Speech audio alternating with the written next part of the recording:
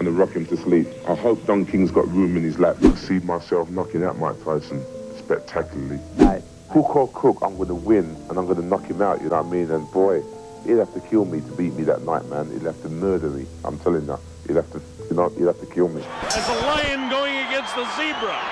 And I'd have to agree. Showing that he's not afraid, hanging on. Bruno's already tagged with the right hand. And there goes Bruno. On February 25th, 1989, boxing fans saw a mega boxing fight in which 22-year-old boxing phenomenon Mike Tyson fought with a British boxer named Frank Bruno. That fight became one of the most important sporting events of that year because in that evening, two real monsters came together in the ring. In the blue corner stood an Englishman, Frank Bruno, an unusually powerful fighter who, with his physique, looked more like a bodybuilder than a boxer. With a height of 6'4", the Briton had a 6'10" arm span.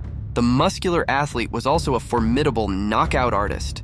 Out of his 32 victories in the ring, 31 times he completed the fight by knockout. That's a good punch.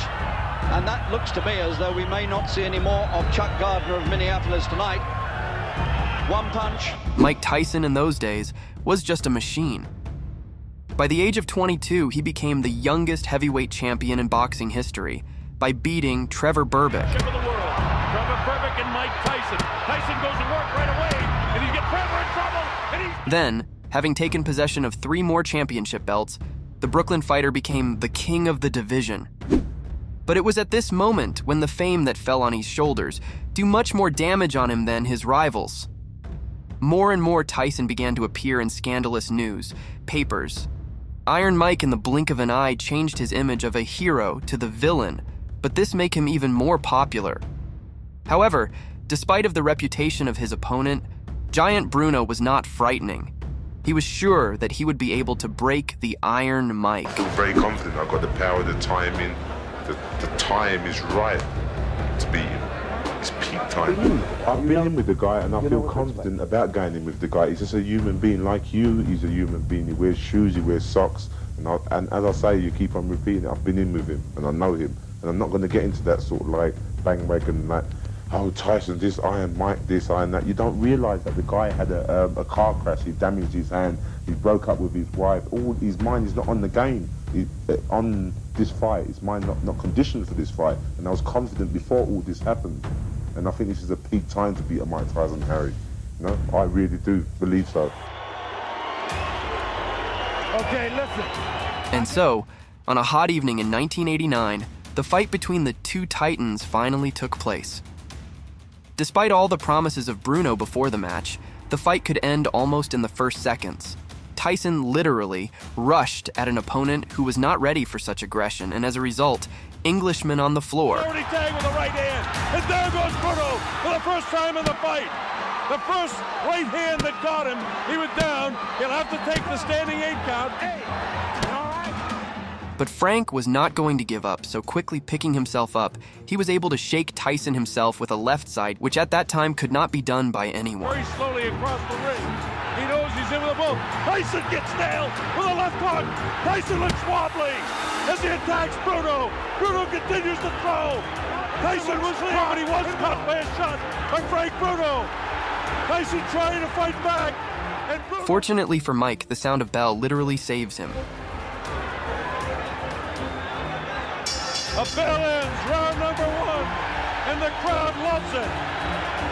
So Bruno is down, but not hurt. But, already starting from round 2, Bruno began to get tired. For this boxer, it was a common thing, because with such a muscle mass, it is very difficult to conduct long fights. Having sensed this, Iron Mike picked up the pace and took control of the fight.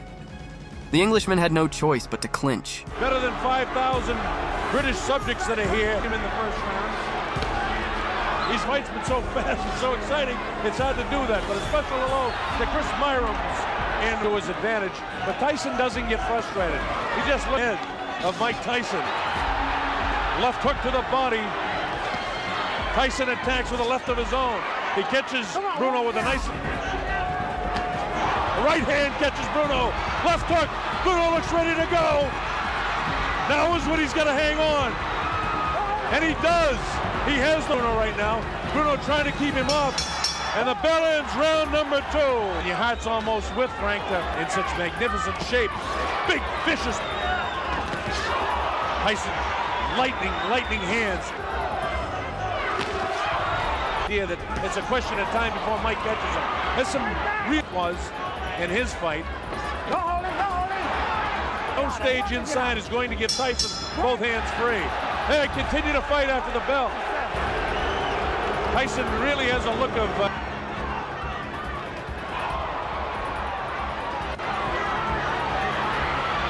It looks like Bruno could be hurt a bit. Watch your head, Mike. Watch your head.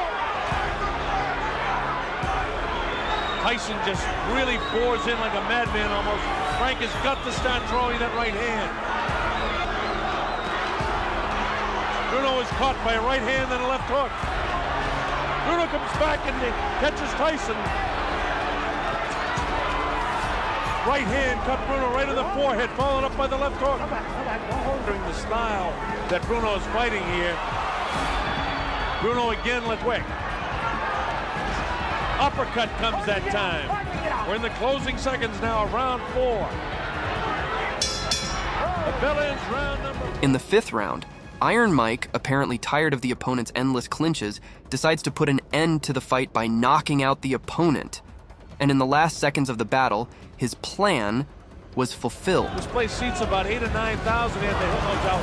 Bruno was caught that time, and Tyson knows it.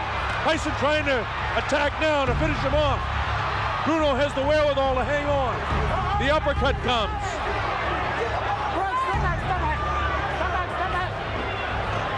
Tyson gives him room to come off the ropes. Scores with the uppercut. Lands a big right hand. Bruno's in big trouble now. He's ready to go. He hits him with a right hand. Bruno trying to hang on as best he can. He's still in big trouble. The uppercut catches him. The right hand catches him. He's really being hit now. Blood coming from the nose. His eyes are puffy. Tyson is punishing Frank Bruno right now. Bruno tries to hang on. Probably what he should do is get down to his knee and take an 8 count instead of letting this guy nail him with a flush right hand. Right, stop that. Let go, let go. This is round 5. Remember, a fighter cannot be saved by the bell as the big right hand lands. Tyson knows he's got him in big trouble. If he doesn't answer it, Richard Steele has moved in and has stopped the fight. But we must give credit to Frank Bruno, who despite the monstrous damage managed to resist the fight on his feet at the moment when the referee was stopping the fight. After this brutal beating, in an interview, Iron Mike expressed his respect for his opponent, but like always, by not forgetting to praise himself. Mike, another one on your belt, another notch. Was this harder than you anticipated? No, not at all, because I knew that he was going to come up, he was talking, and the way he was talking, I knew he was hyped. He was ready to go. And I knew I was the best fighter in the world. Thank you, Frank. God bless you. Good guy, bro. And I'm just convinced, you know what I mean? These fellas, how dare them challenge me with their somewhat primitive skills. They're just as good as dead. After losing to Mike Tyson, Bruno will continue his career and have many more big fights, including the legendary battle with Lennox Lewis, where Frank surprisingly had a decent fight with the future boxing king. On September 2nd, 1995, the Englishman met with Oliver McCall.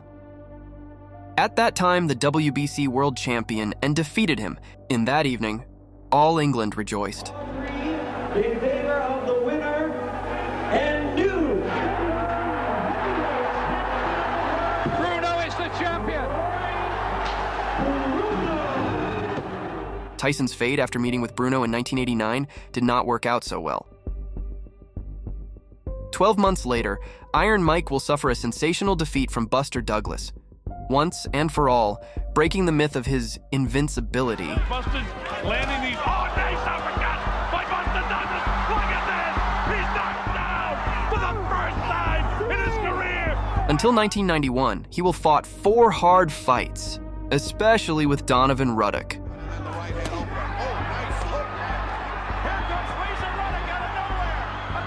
Next, he will go to prison for 4 years on rape charges. Mike Tyson will return from prison as a completely different person. return to the ring after prison happened in 1995 against Peter McNeely, whom Tyson cleans up without any problems. Mills Lane and stopped that nonsense because they were starting to butt heads. Tyson with a left hook, a right uppercut, down goes McNeely. After, the victim of our hero was a fighter named Buster Mathis. Tyson's return from prison only added to his popularity. His fights drew millions of viewers around the world, but for full effect the title was needed, which at that time was owned by Tyson's old friend, Frank Bruno, and the revenge between the two fighters was not long in coming. If before the first fight the boxers were on a relatively friendly wave, then this time everything changed. Bruno no longer hid his negative feelings towards the opponent. Tyson was just as determined. I'm gonna rock him to sleep. I hope Don King's got room in his lap. It's interesting that Mr. Bruno's talking very brave and courageous, but we'll see. Beat myself knocking out Mike Tyson, spectacularly knocking him out. There's no way, he just has to come straight at me all the time. Straight at me. He cannot beat me that night, he cannot. I refuse to be beaten, I refuse to be hurt. Hook or crook, I'm gonna win and I'm gonna knock him out, you know what I mean? I've been away for too long. I've waited about 16 years to get in this position where I am, you know what I mean? And boy, he'd have to kill me to beat me that night, man. He'd have to murder me, I'm telling you. He'd have to kill me. That was the end. I mean, I just don't see him laughing with me. I'll be in just tremendous shape. I'll be in tremendous focus, and I'm going to be throwing punches with bad intentions. Featured attraction of the evening. And so, on March 16, 1996, the fighters finally met in the ring.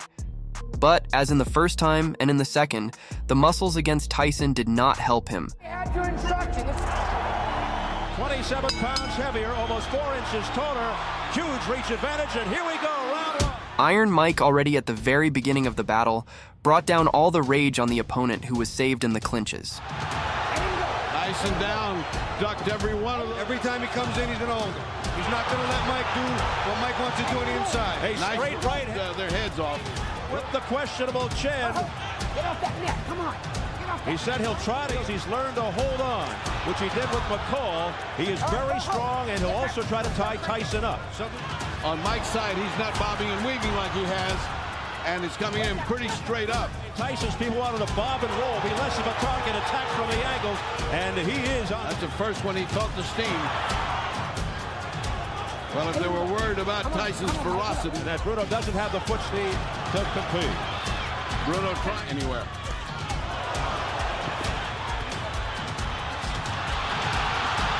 Bruno threw a nice right hand around the side of Tyson's ear and then a left hook to the body. Nice effort. And anytime, oh, here comes Tyson. Tyson with a combination with 20 seconds left in round. You can't fix a chin that was never great to begin with. By Tyson, but Bruno comes forward. 7 seconds to go. Mills Lane trying to take control, and Tyson just loading up. Anytime he gets close to Tyson, he holds on. Short punching if he's just worried about holding. He looks like a guy who's just waiting for an avalanche, I guarantee you.